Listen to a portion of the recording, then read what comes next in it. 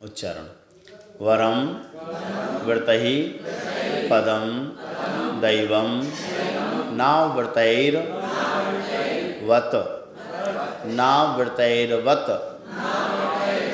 रा की मात्रा ऊपर है ना, उसको नीचे ले लो। नावृतैर्वत नारकम। वरम व्रतहि पदम दैवम नावृतैर्वत नारकम। छाया तपस थयोर्भेदः। छाया तपस थयोर्भेदः प्रतिपालयतोर महान। प्रतिपालयतोर महान। वरम व्रतहि पदम दैवम नावृतैर्वत नारकम। छाया तपस्थयोर्भेदः प्रतिपालयतोर्महान्। वरम व्रतहि पदम दैवम नावृतैर्वत नारकम। छाया तपस्थयोर्भेदः प्रतिपालयतोर्महान्। बोलो, आचार्य भगवान ने कितना अच्छा उत्तर दिया। वरम व्रतहि पदम दैवम। व्रतहि व्रतों से, व्रत लेकर के, दैवम पदम वरम देव पद पाना श्रेष्ठ है। व्रत लेकर के, व्रत पालन करके, दैवम पदम वरम, वरम श्रेष्ठ, देव पद पाना श्रेष्ठ है। ना अव्रतहि वत नारकम। अव्रत, अव्रतहि न, अव्रतों से, नारकम न, अव्रतों से नारक पद पाना अच्छा नहीं है। वत लगाया है, नारकम वत, ओह अच्छा नहीं है। व्रतहि व्रतों से, दैवम पदम वरम देव पद पाना श्रेष्ठ है। अव्रतहि नारकम वत न। अरे वत, अरे ओह, नारकम न, अव्रतहि नारकम न, अव्रतों से नारक पद पाना ठीक नहीं है। कैसे? उदाहरण दिया एक। छाया आतप स्थयोः। छाया स्थयोः, छायास्थ और आतप स्थ, स्थ मतलब स्थित। छाया में एक व्यक्ति छाया में खड़ा है, छाया स्थ, और एक व्यक्ति आतप स्थ, आतप में खड़ा है। एक व्यक्ति छाया में स्थित है और एक व्यक्ति धूप में खड़ा है। अब आप ही बोलो, उन दोनों में भेद है, कौन श्रेष्ठ है बताओ? है?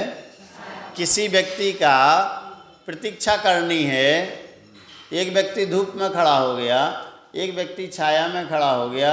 अब बताओ दोनों में बुद्धिमान कौन? जो छाया में खड़ा है ना, कि धूप में खड़ा? तो भैया जब व्रतों के माध्यम से हमें देव पद रूपी छाया मिलेगी तो हम नरक में उस आतप को भोगने क्यों जाएं? उस कष्ट को भोगने क्यों जाएं? है ना? यहाँ कम से कम व्रतों के पालन करने से हम नरकगामी तो नहीं होंगे। जिसने व्रत ले लिए उसको नरक और त्रिंच आयु का बंध नहीं होता। हम सब जानते हैं, स्वाध्याय में पढ़ते हैं, लेकिन उसको अवधारण करो। व्रत लो, व्रत लेने की ओर अग्रसर होना चाहिए। अगर हमारे पास से हमारे भाव तो बनाना ही चाहिए।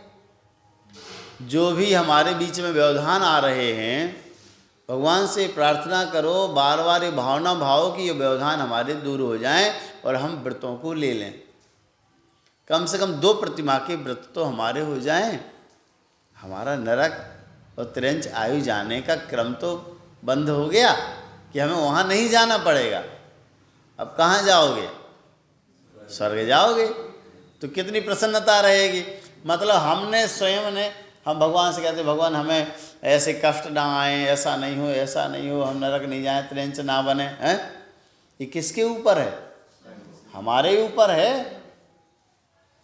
हमारे पास स्वयं ये पावर है कि हम वहाँ नहीं जाएंगे।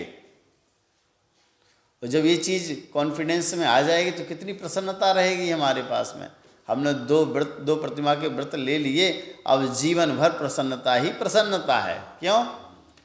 अब मेरा कुछ भी बिगाड़ होने वाला नहीं है। अब मेरी मानव पर्याय सार्थक हो गई। क्यों? अब तो देवपद ही मिलना है। और जो मुनि बन गए, वे अभी एक बहुत अच्छे मुनिराज हैं, श्रवण सागर जी मुनिराज, वे बहुत अच्छा बोलते हैं। बुंदेलखंडी में काव्य रूप में कभी सुनना उनका, हैं? चें चें पें सब खत्म हो गई, है ना, बहुत अच्छे से बोलते हैं। तो तात्पर्य है कि व्रत लेकर के देवपद पाना श्रेष्ठ है। अब व्रतों से नरक पद पाना श्रेष्ठ नहीं है। जैसे छाया और आतप में स्थित 2 व्यक्ति हैं, उन दोनों में प्रतिपालयतो प्रतीक्षारत हैं। क्या कर रहे हैं? प्रतीक्षा कर रहे हैं, किसी का इंतजार कर रहे हैं। उन दोनों में महान भेद है। तुम सामान्य मत समझो। उदाहरण तो सामान्य हो सकता है कि एक छाया में खड़ा, एक धूप में खड़ा, लेकिन ये छाया से तात्पर्य है स्वर्ग और आतप से मतलब है कष्ट, दुख। छाया में तो सुखी होता है कि नहीं होता, और धूप में दुख होता है। तो छाया से देवपद की तुलना की है, और आतप नरक में आतप ही भोगना पड़ता है। तो ऐसे देवपद व्रतों के माध्यम से देवपद पाना श्रेष्ठ है, ना कि अव्रतों से नरक पद पाना श्रेष्ठ। जैसे छाया और धूप में स्थित प्रतीक्षारत, कोई प्रतीक्षा कर रहे हैं 2 व्यक्ति किसी की, उन दोनों में महान भेद होता है, बहुत बड़ा अंतर होता है। लगा दोगे? अब सरल है, भाव समझ में आ गया। चाचा जी हिंदी करो आप। व्रतों समिति पालने से देवपद पाना अच्छा रहता, अव्रतों कसायों से नरक मिलना अच्छा नहीं रहता, क्योंकि प्रतीक्षा करता पुरुष धूप छाया में भारी अंतर पाता, धूप में तपता किपता व्याकुल होता, वृक्ष छाया में शांति पाता। बहुत सुंदर। देखो, वृक्ष छाया में शांति पाता और आतप में व्याकुल होता, संक्लेशित होता। नरक में जाएगा तो हमेशा उसको संक्लेश वहाँ मिलना है, कहीं भी रंच मातृ सुख वहाँ मिलने वाला नहीं है। तो आचार्य भगवान ने कितना अच्छा समझाया शिष्य को कि देखो, योग्य उपादान नहीं है, योग्य निमित्त नहीं है तो कोई बात नहीं है, लेकिन कम से कम हमसे जितनी सामर्थ्य है उतना तो हम व्रतों का पालन कर ही लें, तो कम से कम नरक जाने से हम बच जाएंगे, त्रेंच में जाने से बच जाएंगे, और हमें देवपद की प्राप्ति होगी। हम वहाँ भी सुख भोगेंगे, उसके बाद आएंगे कर्म भूमि में, उत्तम कर्म भूमि में उत्पन्न होंगे चतुर्थ काल में, और उसके बाद मोक्ष सुख की प्राप्ति होगी। ऐसा